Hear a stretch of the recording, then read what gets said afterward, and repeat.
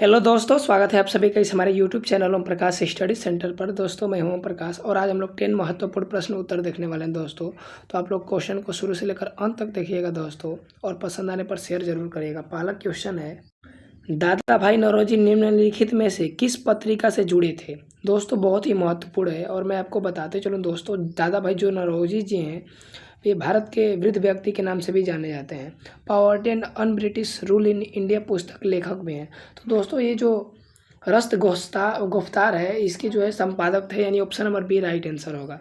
दोस्तों रस्त गुफ्तार जो है वो बॉम्बे में संचालित होता था और ये गुजराती पत्र था दोस्तों, गुजराती पेपर था। और इसका जो 1854 में इसको स्टार्ट करा गया था, 1854 में, याद रखिएगा, इम्पोर्टेंट है दोस्तों। अगले प्रश्न की ओर बढ़ते हैं। दादा भाई नौरोजी द्वारा स्थापित ज्ञान प्रसारक मंडली से संबंधित है, किससे संबंधित है दोस्तों?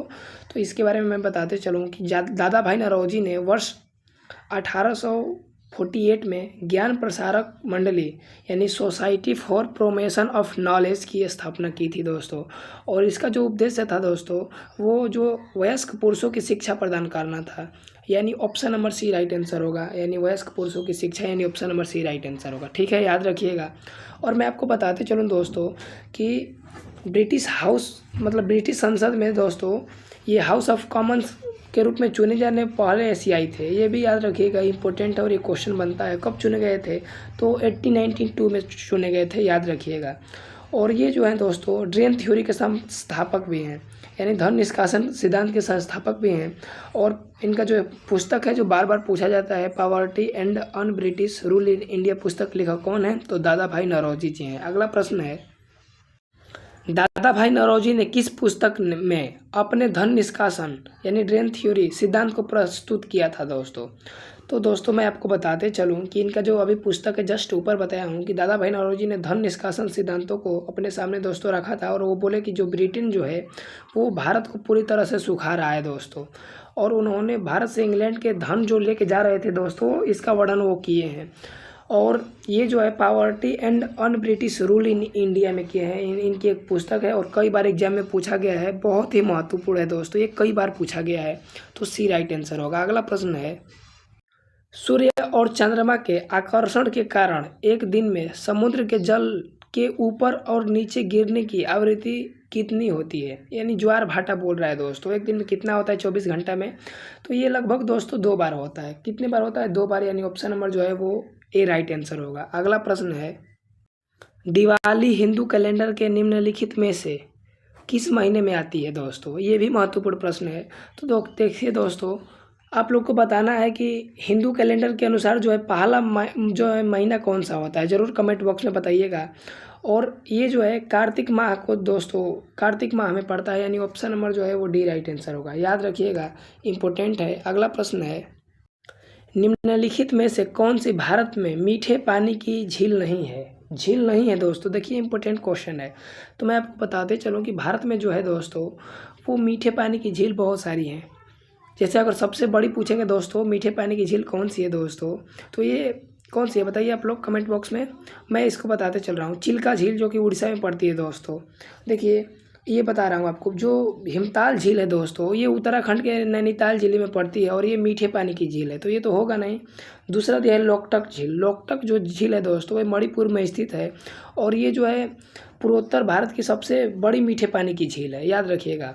और जो बारापानी झील है दोस्तों ये जो है मेघालय में स्थित है और ये भी एक मीठे पानी की झील है, तो ये भी नहीं होगा। सांभर जो है ये राजस्थान में है दोस्तों और ये खारे पानी की सबसे बड़ी झील है, याद रखिएगा। खारे पानी की सबसे बड़ी झील कौन सी है?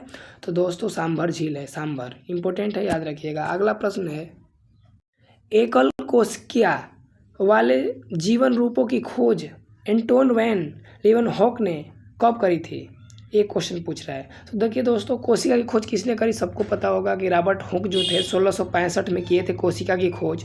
और ये जो है एकल कोशिका वाले जीवन रूपों की खोज जो है वो 1674 में किया गया था, एंटोन वान लीeuwenhoek के द्वारा करा गया था, यानी ऑप्शन नंबर जो है वो डी राइट आंसर होगा। ठीक है, याद रखिएगा। अगला प्रश्न है, राज्य के नीति निर्देशक सिद्धांतों की उत्पत्ति निम्नलिखित में से किसमें खोजी जा सकती है? देखिए फिर से ध्यान दीजिए क्वेश्चन को।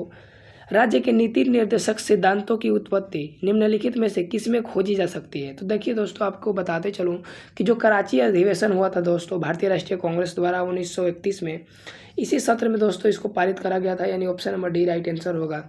और कराची अधिवेशन में ही राज्य के नीति निर्देशक तत्वों की उत्पत्ति का जो है प्रस्ताव पारित किया गया था। और राज्य के नीति निर्देशक तत्व हैं कहाँ से लिए गए हैं दोस्तों? आयरलैंड से लिए गए हैं। बहुत ही महत्वपूर्ण है और एक कई बार क्वेश्चन पूछा है। ठीक है, अगला प्रश्न है, भारत के पड़ोसी देश भूटान की आधिकारिक भाषा कौन सी है? तो देखिए दोस्तों, मैं आपको बताते चलूँ कि जो भूटान है इसकी राजधानी कहाँ है दोस्तों? थिम्पू है।